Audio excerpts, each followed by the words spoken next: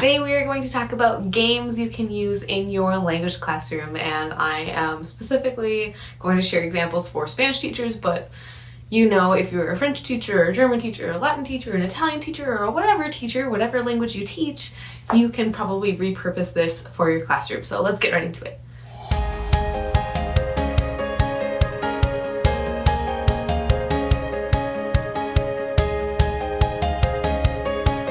The other thing I wanted to mention is there are tons of games you can use that involve technology, but this video specifically, I'm going to try and share examples of games you can use without tech. Okay, so the first one I want to share with you is bingo, and I'm sure you're like, oh, I am not going to listen to the rest of this list. Stick with me.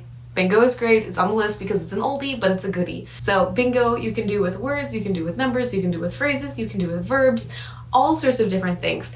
I personally prefer to do bingo with either words or structures that my students are using, and then to read to them a story or part of a story, and they listen for the phrase. After we've played a couple of rounds, down on the bottom half of the page I have them choose either like the diagonal or column or row that they got a bingo in, or just pick 5 words from their card, and then they do a little writing activity for me as kind of like a sponge or follow-up. The next game is called Manamoscas. Again, oldie but a goodie. It's good for a reason. It's the fly swatter game. So this one you can do as a whole class, you can do it in teams, you can do it in small groups, you can do it in pairs.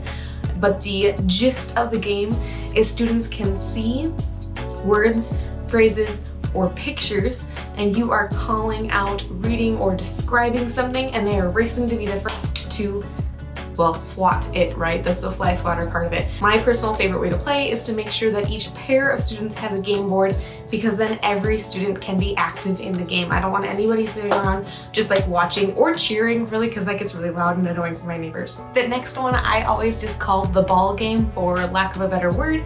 I have a video where I explain how to do this, but really quickly, all you do is you have either a set of questions, or maybe it's one question your students are practicing, and what they're going to do is they're going to make eye contact, ask the question in the target language, toss the ball. I just dropped it.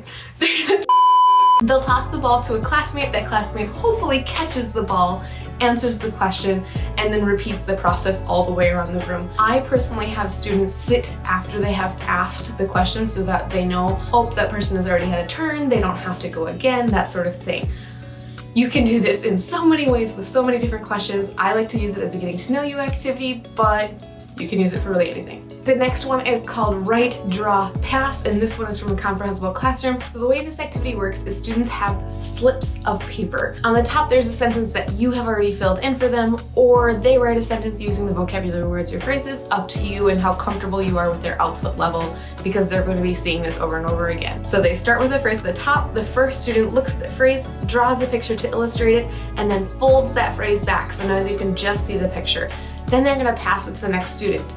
That student is going to look at the picture that's been drawn, and they're going to write a sentence in the target language that hopefully explains what's happening in the picture. Then they're going to fold the picture back again, so all the next student will see is the sentence. They'll pass the paper to the next person. That new student will look at the sentence and draw a picture to illustrate whatever was happening in the sentence. This continues on until you get to the end of the paper, and then you can unfold the whole thing, and hilarity usually ensues because, well, it's nonsense. Much like Pictionary, the message tends to get garbled, jarbled, and, well, ridiculous. But it's a lot of fun. The next one is really, really simple. It's hard to even call it a game, but they have a lot of fun with it, so game it is. I give them all mini whiteboards, markers, and, you know, a sock or a tissue or something that they can erase with. Then you call something out in the target language and they respond to it via their whiteboards. I've also done this with just verb conjugations where I put like an infinitive and a pronoun up on the board, and they write, do the thing, show me, I say yes or no, and we move on. Marker grab is the next game that we're gonna play. Basically what it is there's a marker or an object sitting between two students.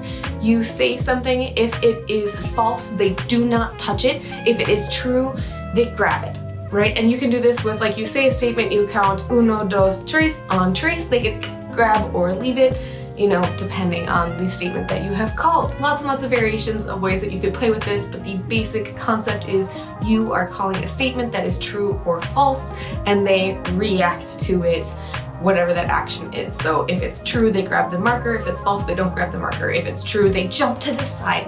If it's false, they jump to that side. The next game is called running dictation, and again, this is one where it's like game, but game because it's fun. So running dictation is where you hang up sentences from a reading or sentences that use vocabulary or structures that you're working on out in the hallway.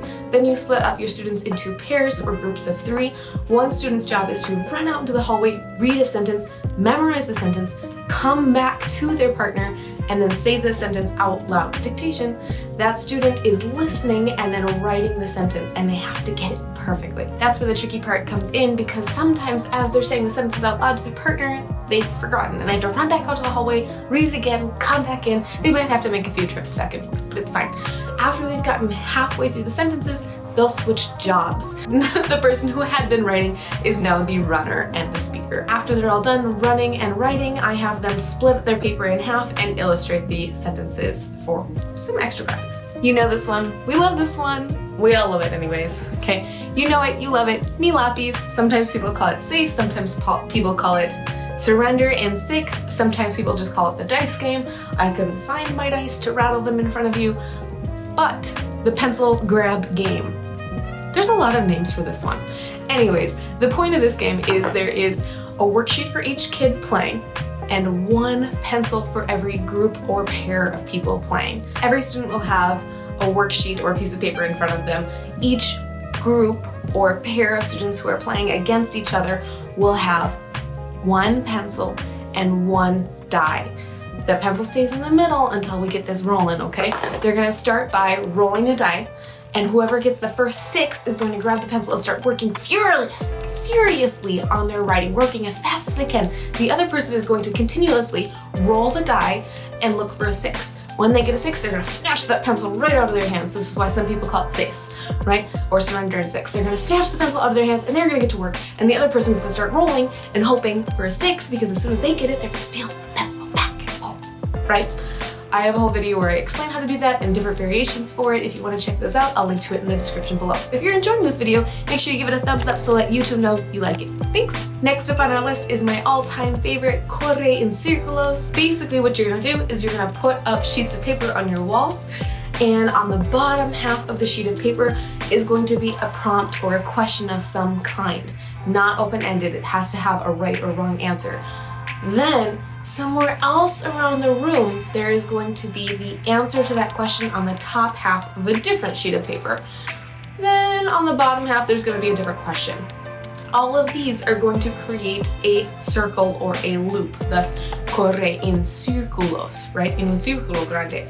Okay, like I said, have a video where I explain all of this and have a demonstration with visuals. It's probably easier to follow along, but the gist is that students read a prompt, answer the question, find the correct answer, then they're just gonna move around the room until they get all the way back to where they started. Super fun. It's like a scavenger hunt style activity, but there's a ton of different variations for you. I'll just link my whole playlist for you on it in the description of this video so you can learn more. Next up, we're gonna talk about el toro, which is really similar to spoons if you've ever played it. Actually, you know what? Let's talk about spoons first because that will probably make life easier. So if you haven't played it, spoons is kind of a collecting card game where you're putting together a set of cards. So when you're playing just like regular old spoons with a deck of cards, you're trying to get 4 of a kind. When you play it with verb forms, you're trying to get 5 or 6 of a kind, right? 6 if you include vosotros in your classroom, 5 if not. You start by one person in the circle is gonna have the deck of cards. They're gonna draw it and look, and if they want it, they're gonna add it to their deck. If they do not want it, they're gonna put it down and pass it to the next person, face down. They're gonna keep doing that until they've collected all 5 or all 6 cards. When they have all 5 or all 6 cards, they're gonna race to grab a spoon from the middle. The last person to grab a spoon is out. And then you get rid of one of the spoons and you have less spoons to play with. So El Toro is similar to Cucharas in that it's a trading kind of game where they're sliding the cards around and they are looking for all of the verb forms of a particular verb. But the setup is a little bit different. So if you have 4 people playing, you need 4 verbs in all of its forms, right? So if you're using yo, tú, él, usted, nosotros, and ellos, ustedes, you would have 5 options of 4 different verbs. Then you're going to shuffle up the cards and deal all of the cards out. The thing that you're trying to achieve is to have all of the same verb in your hands. Chances are you did not just get dealt all 5 of the same. So now what you have to do is to try to get the other cards from that person. Okay, the next one we're gonna play is called What Do You Mean? It's actually like a card game that you can buy, but we've made it language friendly.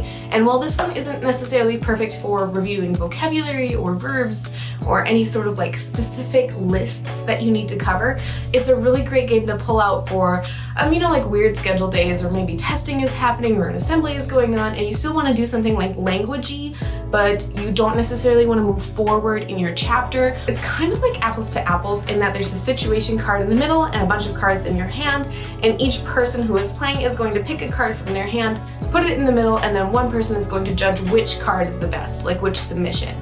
The way that we make this languagey is that the card in the middle is a photo, the meme, and the cards that they have in their hands are situations or like captions in Espanol or in the target language. I have this as a free download on my site. I will link to it in the description, and it is in like 4 or 5 different languages. If you don't teach Spanish, there's an option. Okay, we are on our last game, and this one is a version of Heads Up, but it is very scaffolded and it's kind of reversed. So in case you're not familiar with Heads Up, basically what it is one kid has a card, or you can do it with an app, so they would just put their phones on their forehead, and there's a word or a phrase or a person, something here that they're trying to guess, and they ask yes or no questions to their group members, and their group members tell them like yes or no until that person can hopefully guess the person on their card, right?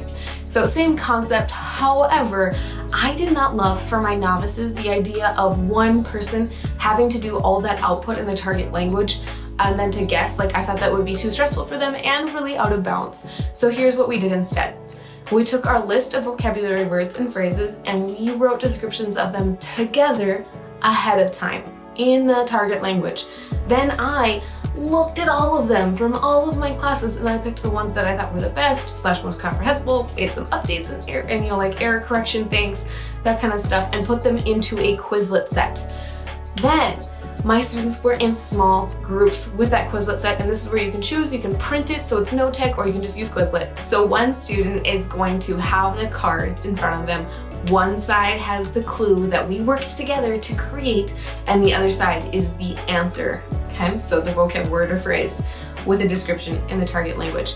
So that one person is going to read off the card in the target language to their group, and their group is going to listen, think about the words, and they're going to try and guess what is being described. Once my students got the hang of this, what we did is every time they got a card correct, they put it in the middle of the pile, or on Quizlet, they marked it with a star. And then after a set amount of time, we said, okay, how many stars did each group get? Oh, yay, your group is the winner. You got the most stars or the most guessed correctly. If you have any questions about any of the games that I described in this video, please make sure to just drop me a comment and let me know, like, hey, I need more information on that. That did not make any sense. Or, oh, hey, I also like to play this game, or, whatever it may be. I can't wait to hear from you. All right, I'll see you in the next one.